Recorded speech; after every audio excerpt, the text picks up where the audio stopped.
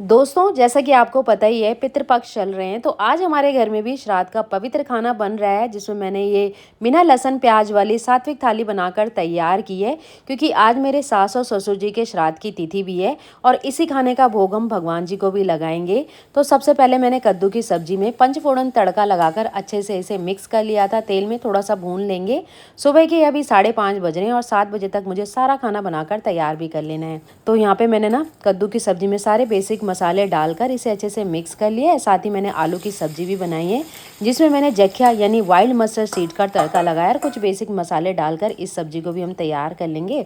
ऊपर से मैंने खूब सारा हरा धनिया भी डाल दिया है। और हमारी थाली की जो जान है ना, वो है ये उड़द दाल के पकौड़े। तो चलो आपको बता दूं कि मैंने इसे किस तरीके से बनाया है। और ये जो उड़द दाल के पकौड़े ना दोस्तों, इसे हमारे यहाँ शादी ब्याह किसी भी मतलब अवसर पर ये पकौड़े बनाए जाते हैं। इसके बिना तो थाली अधूरी होती है। तो यहाँ पे देखिए दोस्तों, मैंने जो उड़द दाल थी ना, इसे रात को ही पानी में भिगो दिया था। सुबह के टाइम ये बहुत अच्छे से फूल जाती है। और ये धुली हुई उड़द की दाल है, जिसे यहाँ पंजाब में कहते हैं माँ धुत्ती। और आप छिलके वाली भी ले सकते हो, बल्कि छिलके वाली उड़द दाल के पकौड़े तो और ज़्यादा स्वादिष्ट बनकर तैयार होते हैं। हल्के हल्के छिलके जब इसमें रहते हैं ना, तो बहुत स्वादिष्ट लगते हैं खाने में। तो यहाँ पे मैंने दाल को दरदरा पीस लिया है। और पानी मैंने मतलब अगर आपसे दाल अच्छे से पीस नहीं रही है ना, तो हल्का सा पानी आप तभी डालना, बहुत ज़्यादा पानी नहीं डालना है इसमें। अपनी ज़रूरत के हिसाब से आप इसमें पानी डालना, ताकि ये आराम से पीस जाए। और इसके बाद इसमें कुछ बेसिक मसाले डालने हैं हमने, जैसे नमक, हल्दी, देगी मिर्च, धनिया पाउडर, आमचूर पाउडर। बहुत अच्छा बढ़िया टेस्ट आता है, तो ज़रूर से डालना। खूब सारा हरा धनिया और साथ ही मैंने अदरक और मिर्च का पेस्ट भी डाल दिया है। अच्छे से मिक्स कर लेना है सभी चीज़ों को एक ही डायरेक्शन में। अच्छा, एक डायरेक्शन में जब हम इस दाल को मिक्स करते हैं ना, तो इसमें हवा भर जाती है। ना ही बेकिंग सोडा और ना ही इनो डालने की ज़रूरत है इन पकौड़ों में। अपने आप नेचुरल तरीके से ये फुले फुले बनकर तैयार होते हैं, जो बहुत स्वादिष्ट लगते हैं खाने में। तो देखो, मैंने इसे एक ही डायरेक्शन में फेंट लिया है 5-7 मिनट तक, और अच्छे से इसमें हवा भी भर गई है। तो दाल का बैटर तो हमारा तैयार हो गया है दोस्तों। अब बनाते हैं जल्दी से इसके पकौड़े। और माँ हमेशा ये उड़द दाल के पकौड़े हाथों में ही बनाती थी, लेकिन मुझे कभी ये दाल के पकौड़े हाथों में बनाने आए नहीं, क्योंकि मैं उनकी तरह एक्सपर्ट तो नहीं हूँ। तो मैं हमेशा से इन पकौड़ों को शीट के ऊपर बनाती हूँ।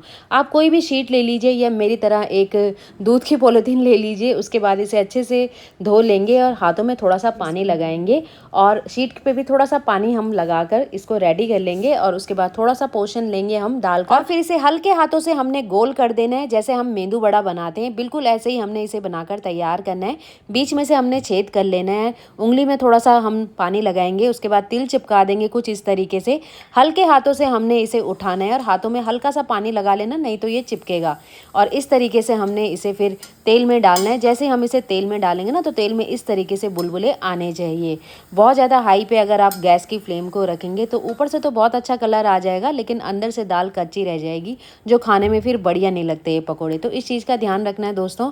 और बिल्कुल सिंपल तरीके से आप इन पकौड़ों को बड़े आराम से बना सकते हो। पहली बार में ही आप इसे परफेक्ट बना लोगे अगर इस तरीके से बनाओगे तो एक पकौड़ा तो मैंने अग्निदेव के लिए निकाल दिया है, क्योंकि हमारे यहाँ जब भी इस तरीके से पकौड़े बनाए जाते हैं, तो पहला पकौड़ा हम अग्निदेव को ही चढ़ाते हैं। और यहाँ पे देखो, इसी तरीके से मैंने सारे पकौड़े बनाकर तैयार कर लिए हैं। तो एक बार में केवल 2 ही पकौड़े बना पाती हूँ मैं। हमारे उत्तराखंड में कई लोग तो इतने एक्सपर्ट है ना दोस्तों, कि एक साथ कई सारे पकौड़े बनाने की कला उन्हें आती है। मैं तो बस उन्हें देखती रहती हूँ, उनके सामने तो मैं कुछ भी नहीं हूँ, इतने ज़्यादा एक्सपर्ट है। और मेरी बुआ तो इन्हें हाथों में ही बनाती है, पॉलिश शीट को तो वो यूज़ ही नहीं करती है। और यहाँ पे देखिए, हमारे जो पकौड़े हैं कितने सुंदर लग रहे हैं ना देखने में। तिल की वजह से इनकी जो सुंदरता है ना, वो और ज़्यादा बढ़ गई है। तो दोनों तरफ से मैंने इसे उलटते पुलटते हुए अच्छे से सेक लिया, और एकदम करारे से पकौड़े बनकर तैयार हो गए हैं। तो पहला बस तो हमारा पकौड़ों का बनकर तैयार हो गया। तो चलो अब दूसरा बैच बनाते हैं। और ये देखिए, हल्के हाथों से मैंने इस पकौड़े को उठाया। आराम से उठ जाते हैं, ऐसा नहीं कि हाथों में चिपकते हैं, बस हल्का सा हाथ गीला होना चाहिए, जिससे ये बहुत आराम से उठ जाएगा, टूटेगा बिल्कुल भी नहीं।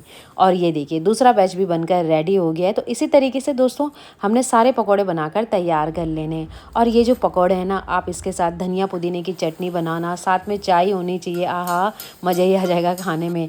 तो सारे पकौड़े बनकर तैयार हो गए हैं। तो चलो जल्दी से मैंने पूरियाँ भी यहाँ पे सेक ली है, और सारा खाना बनकर हमारा रेडी हो गया है दोस्तों। तो चलो अब थाली लगा लेते हैं पितरों के लिए। तो दोस्तों हमारे यहाँ यानी उत्तराखंड में पितृपक्ष में इसी तरह की थाली बनाई जाती है और उस थाली में होता है आलू की सब्जी, कद्दू की सब्जी, कुछ लोग तोरी की सब्जी भी बनाते हैं, खीर बनती है, खीरे का रायता बनता है, सैलेड बनता है, पूरियाँ बनती है, उड़द दाल के पकौड़े होते हैं। तो आप दोस्तों श्राद्ध पक्ष में अपने पितरों के लिए क्या बनाते हो, कमेंट करके मुझे ज़रूर बताना। तो आज के लिए बस इतना ही, मिलते हैं अपने नेक्स्ट वीडियो में, तब तक के लिए एंजॉय।